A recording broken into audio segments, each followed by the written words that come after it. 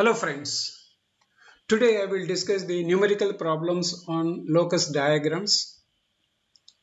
To understand the locus diagrams, let us know the relations between the voltage and current in the passive elements that are resistance, inductance, capacitance. If we take the resistance and if we apply the pure AC supply like this, and if the angle between the voltage and current are measured, they are in phase with each other, and that we can see here in the waveforms also. This is the voltage, this is the current waveform, both are in phase with each other. Coming to the inductor, the phase relation, that is between voltage and current, it's 90 degrees. That is, voltage leads the current by 90 degrees in case of pure inductor.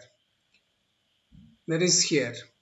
This is I, and vectors rotate in the anti-clockwise direction. Similarly, the waveforms also here, voltage wave V leading the current phasor by 90 degrees. Coming to the capacitor, so when AC supply is given to the capacitor, the voltage and current relations are like this. So current leads the voltage by 90 degrees like this. The waveforms also shows same thing. So current leads the voltage by 90 degrees. So having known these fundamental rules, and we have seen that whenever there is a variable passive element in the circuit, especially the inductance or capacitor, we also find there is a semicircle in the current locus or for the current locus. So let us take a problem here. Draw the locus diagram for the following circuit, which has the inductive reactance 25 ohms, and there is a resistance R1 which is variable from 10 ohms to 100 ohms. So there is a resistance called R2 whose value is 25 ohms. Similarly, the applied voltage is 200 volts at 50 Hz.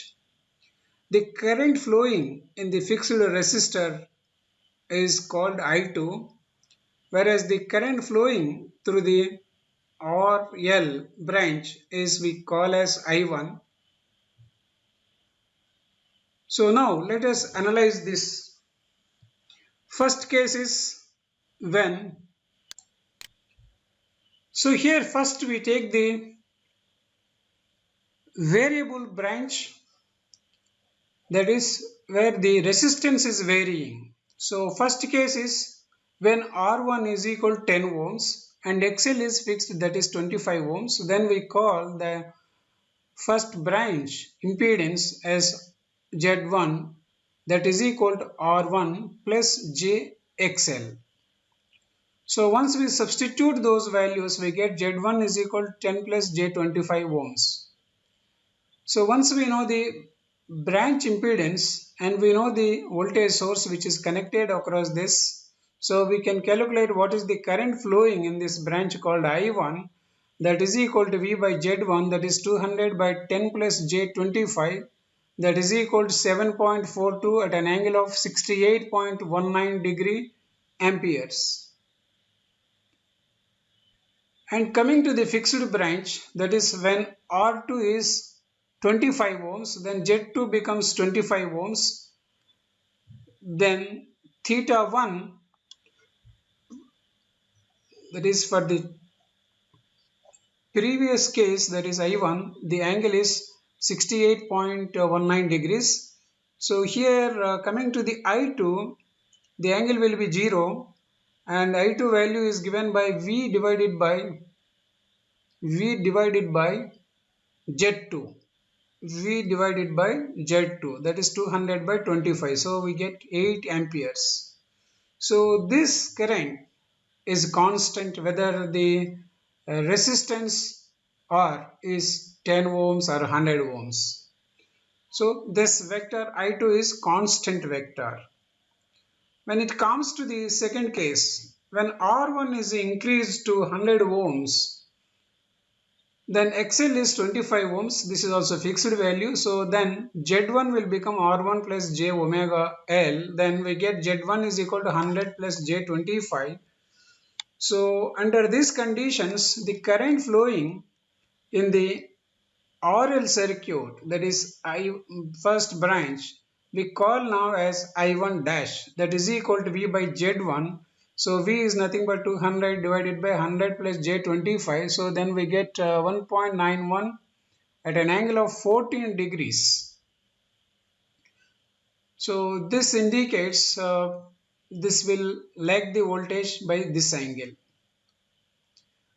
Next, this angle theta 1 that we call as theta 1 dash, that is equal to 14 degrees. So I2, as I said earlier, it is a constant, as R2 is a constant value like this. So because we know the currents when R1 is 10 ohms, we can draw one vector diagram. Similarly, when R1 is 100 ohms, then we can draw another vector diagram. So once we draw the vector diagrams, we get like this. So for the second branch, the resistance is fixed. So I2 value is fixed like this. That is nothing but I2 8 amperes. Because it is a pure resistive circuit, it is in phase with the applied voltage like this. Then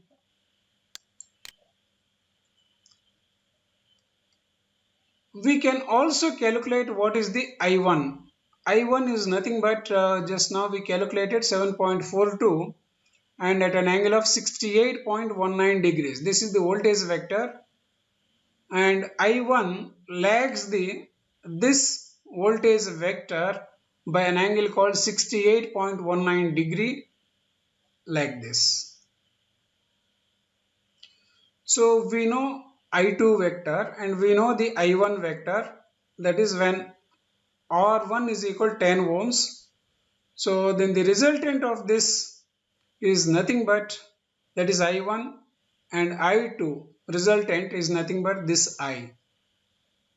So that I2 we draw here in parallel like this, we get like this. So this is the resultant current flowing with R1 is equal to 10 ohms. Similarly, when the resistance R1 is increased to 100 ohms, in that case I2 remains same, but I1 dash,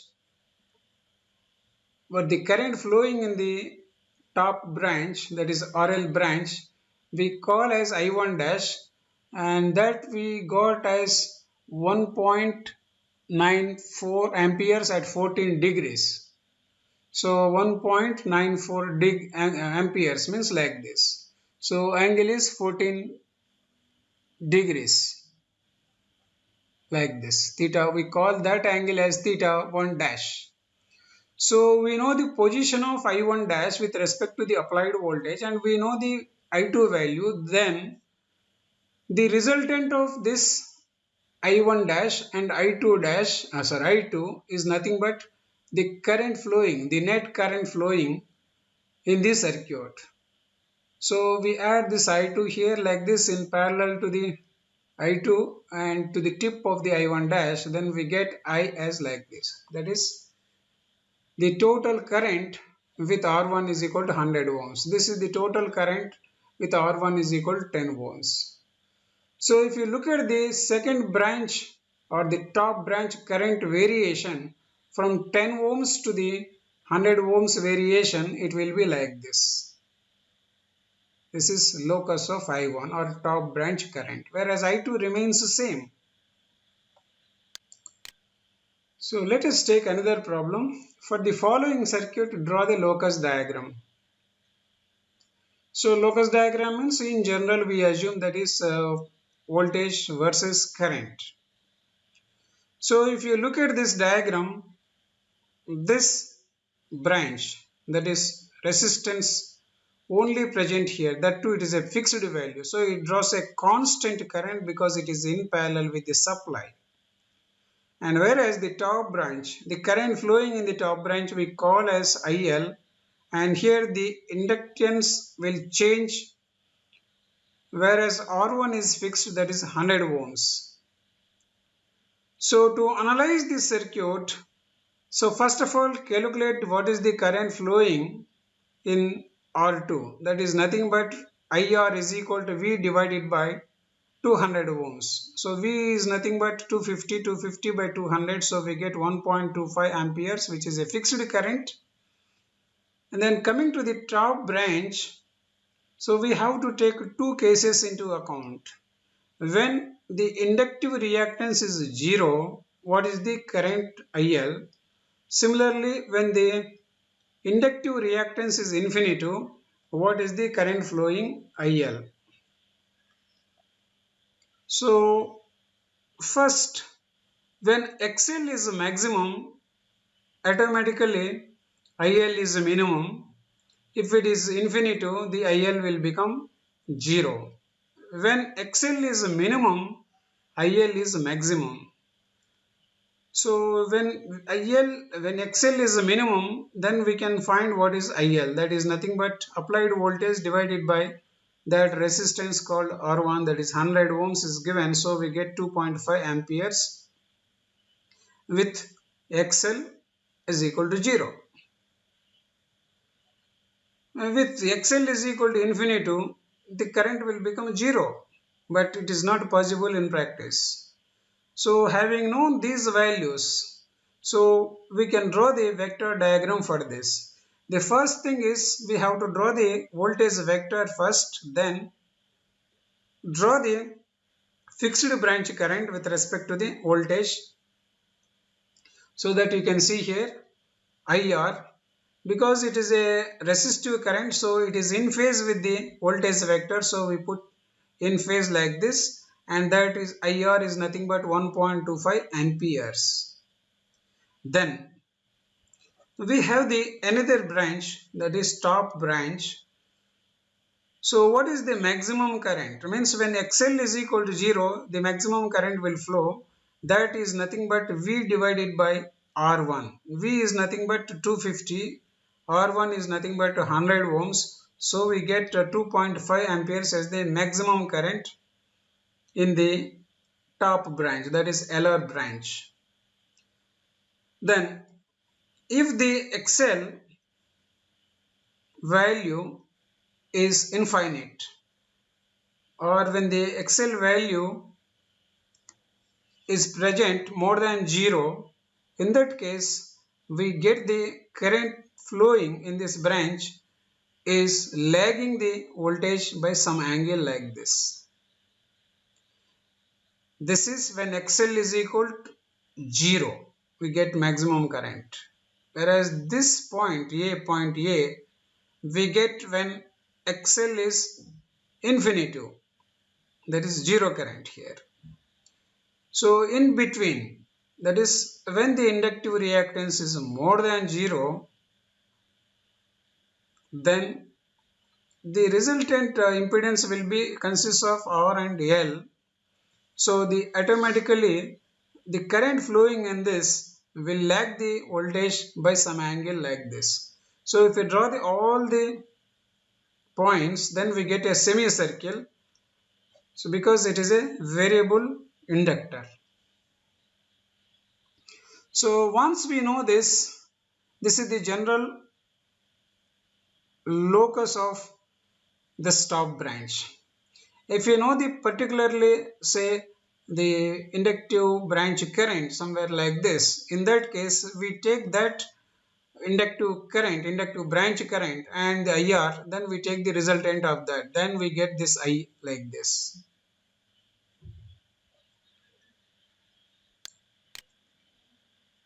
So in the variable element branch, so we have to put that variable element impedance is equal to 0. Then we have to understand what is the element that is present, and accordingly we know that the current and voltage relations for that element, and accordingly we should find the current, and then we should put that in the vector diagram. So in the first case, when XL is 0, it's only pure resistance R1 present, then the current that flows here will be maximum, and that is will be in phase with the applied voltage. So we fix this vector first. Then because it is a variable element and that it is a inductance, so automatically whatever current that flows in this circuit definitely lag the voltage by some angle. So because it is a variable element, so we get the semicircle below the voltage vector like this. So let us move to another problem. For the following circuit, draw the locus diagram. So given the circuit is like this, here also we have the two parallel branches.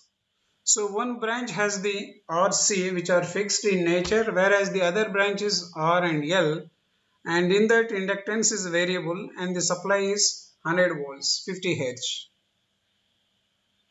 So to draw this locus diagram for this, first we have to choose the fixed branch, then find out the impedance for that, then find the current flowing in that, then draw the voltage vector and accordingly decide the position of this current. So it is a RC circuit, means current leads the voltage by some angle, so that we call as IC. And similarly, whereas the second branch, so here also, so first the variable element impedance we have to make it 0, that becomes then we get what is called the pure resistance in the circuit.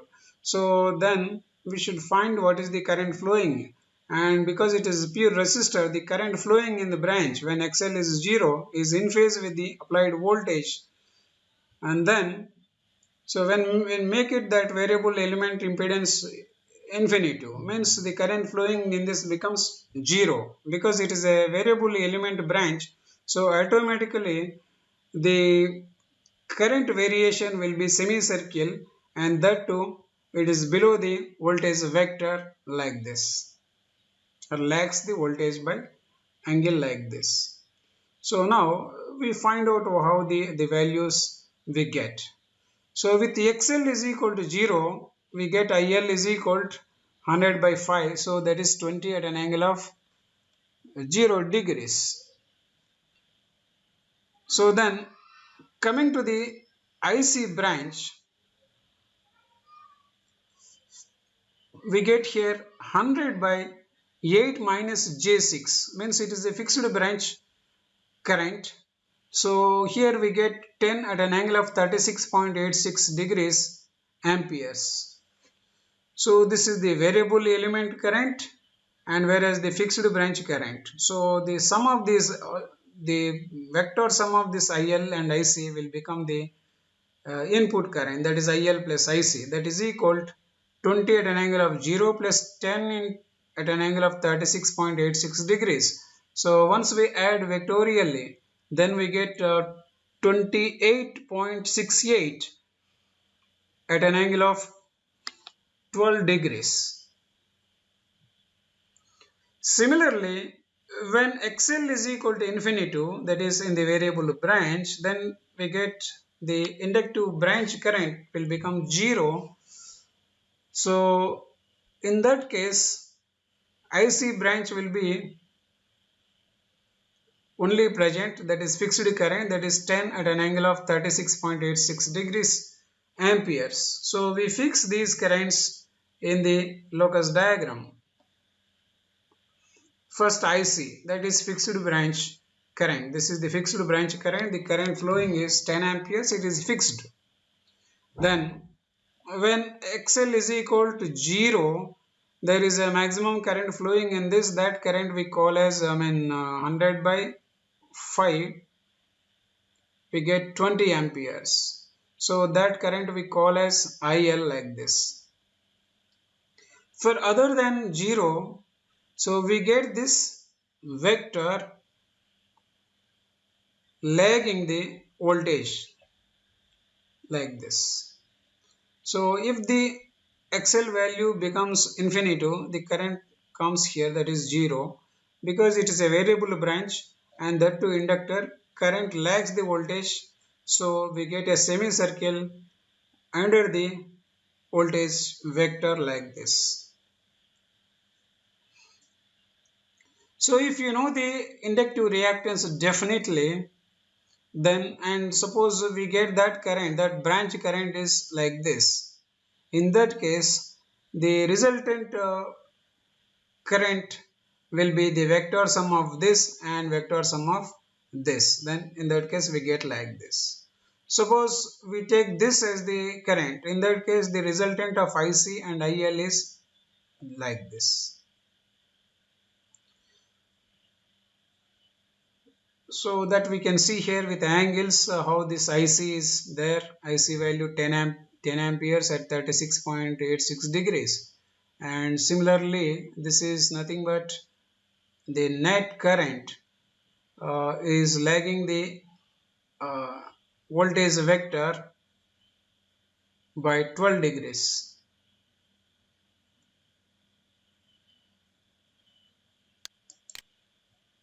The net current is not lagging, it is leading the voltage vector. When you take the individual currents, for the inductive branch, the current flowing with respect to the voltage will be lagging, but as a net current from the supply, it leads the voltage vector by some angle like this. So 12 degrees. So if it is drawing the maximum current like this. So let me summarize once. So we have seen here, whenever there is a varying element whose impedance is varying, then definitely we get the semicircle with respect to the voltage, and that semicircle is nothing but a current path in the circuit. And we have seen for different cases, if the resistance is some minimum value, similarly when the resistance is some maximum value, how the current varies, that also we have seen.